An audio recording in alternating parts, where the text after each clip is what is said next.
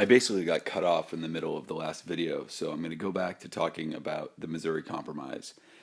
Now, Missouri was the first state to apply out of the Louisiana Purchase, and the question was whether Missouri would have slavery or not.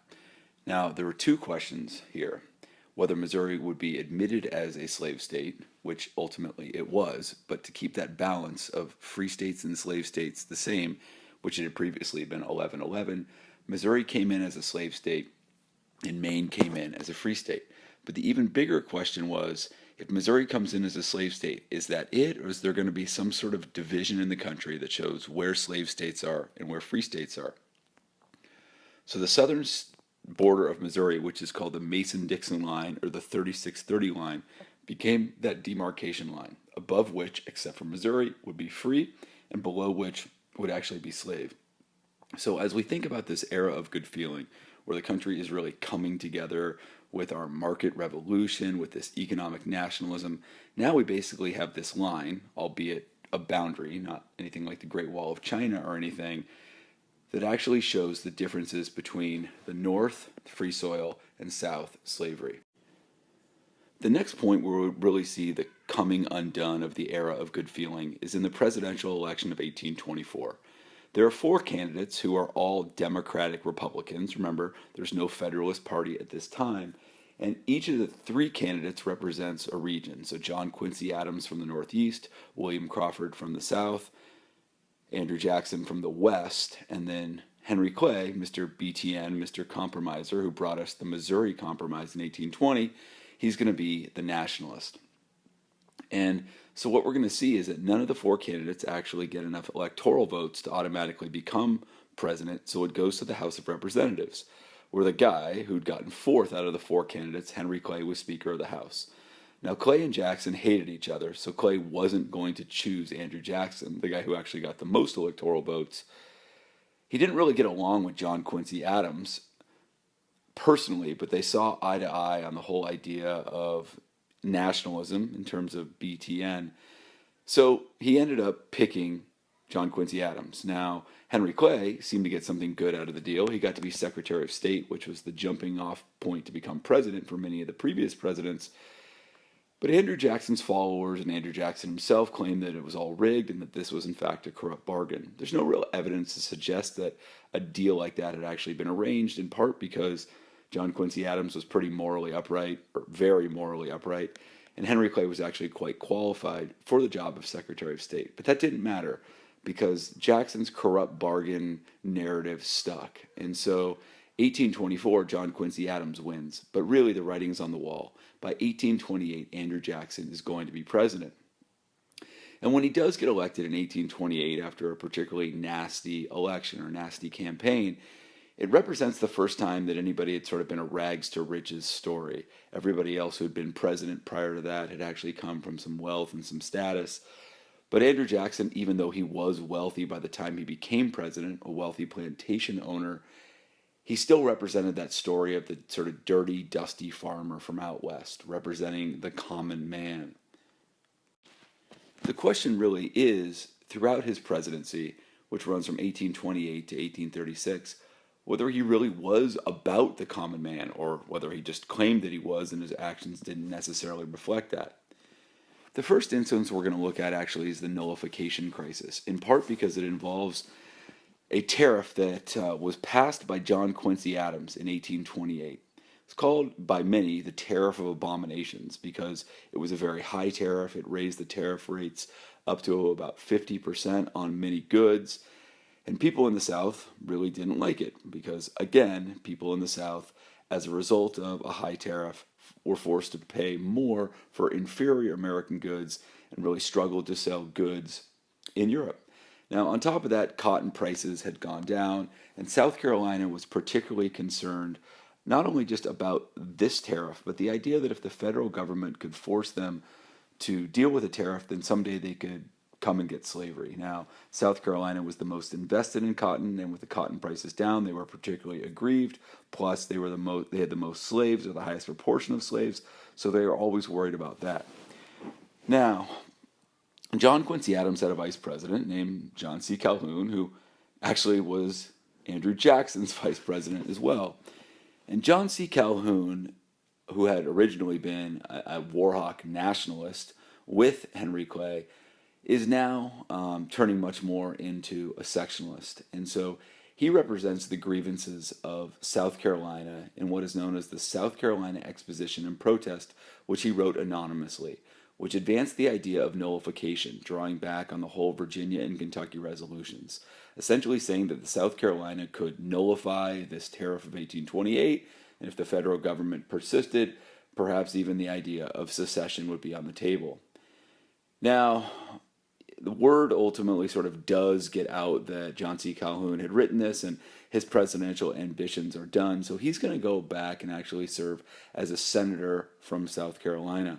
Now, South Carolina is not happy about this tariff. And so in 1832, Congress actually passes a lower tariff. But the, quote, nullies, or the nullifiers from South Carolina, didn't feel like it was enough. So, true to their word, they actually got state conventions, and they did nullify not only the tariff of abominations in 1828, but the lower tariff in 1832. Now, at the same time, they got a militia together to basically defend people should federal agents come and try to collect the tariff. Now, with this idea that South Carolina is raising a 10,000-person militia, Andrew Jackson counters by really wanting to kill all the traitors, but when being told you, as president, you can't just kill all the traitors, he actually got Congress to pass the Force Bill, allowing him to send the army down to forcibly collect those tariffs that South Carolina had said was null and void within their state. So you have this potential military confrontation brewing, and then do you hear it? I think you do. It's that da-da-da-da-da-da. Henry Clay on the seat, Band-Aid man, ready to find a way to bring two warring parties, or almost warring parties, to a compromise. And so in 1833, he helps Congress pass what's known as the Compromise Tariff of 1833. It actually reduces the tariff down over a period of 10 years to pre-tariff of abomination levels, and at the same time, South Carolina will rescind its nullification. So everybody's happy, I guess, except for South Carolina, who's still got its swagger, who throws up one last middle finger by nullifying the Force Bill, which by that point was completely moot, but it was their way of showing that they still really sort of believe in that idea of nullification that had never been put to rest. The second issue of the Jackson Three that we're going to look at has to do with the Indian Removal Act. Now, in the southeastern part of the United States, there were 5 major Native American groups who were called the 5 civilized tribes because they had adopted aspects of European and American culture: the Cherokee, the Choctaw, the Chickasaw, the Seminole, and the Creek. Now, farmland was becoming very scarce in the southeast, and white settlers coveted the Indians' land. So they got Congress to pass the Indian Removal Act, calling for the relocation of the 5 nations to an area west of the Mississippi River that was called the Indian Territory, that is now present-day Oklahoma. Now, the Cherokee were the most civilized of the 5 civilized tribes. They had a constitution, they had an alphabet, they were farmers, they kept slaves. And in their constitution, they basically said that the state of Georgia couldn't tell them what to do. Now, in a famous case called Cherokee Nation versus Georgia, the Cherokee complained that Georgians were trespassing onto their land. Now, when the case got to John Marshall in the Supreme Court, John Marshall looked at it and said, I wish I could help you, but I can't. You see, you're this domestic dependent nation, and you're not a state, but you're not really a foreign country, so I don't really know what I can do here, so I can't do anything. Now, that really emboldened Georgia, who didn't want whites helping out the Native Americans. And so when Christian missionaries would try to go onto their land, they had to get a license. Now, someone named Worcester, a missionary, didn't like this, so he sued. And the case ends up Worcester versus Georgia in front of John Marshall. Now, in this particular case, John Marshall uses the Cherokee special status against Georgia, saying, well, Georgia can't actually make a law about you. And as a result, if you extrapolate that out, the federal government can't make any law about you. So technically speaking, you don't need to move in the Indian Removal Act. This leads Andrew Jackson to make the famous line that he says, John Marshall has made his decision, now let him enforce it. The idea here was that while the judicial branch could make a decision about the legality of a law, it couldn't actually do anything to enforce it. And so the Cherokee realized that the writing is on the wall. They have no leverage. The U.S. Army, courtesy of the executive branch, is putting pressure on them. And so they finally agree, many years after the Indian Removal Act was actually passed, to be the last of the four C's. Again, the Creek, the Chickasaw, and the Choctaw had all gone before them.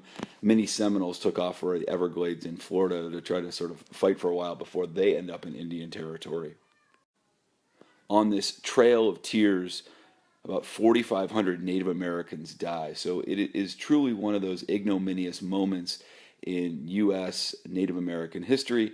And to think that it all really started because whites wanted land first to farm on, and then really gold was found on Native American land. So that became way too valuable for the Cherokee to actually own.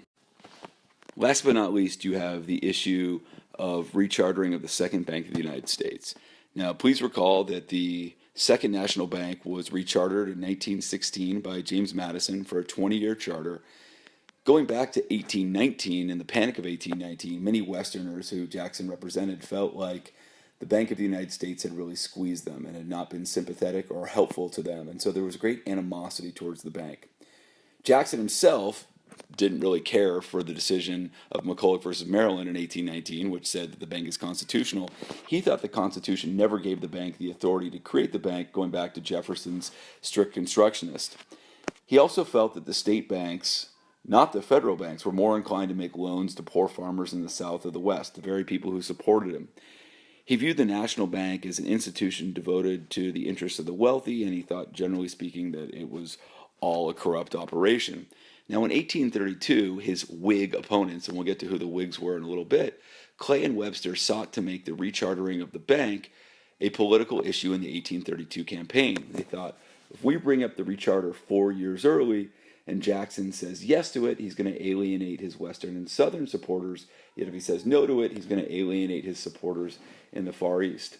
Now, they completely miscalculated because, of course, this is exactly what Jackson had wanted. Jackson wanted the opportunity to veto it, and of course he did.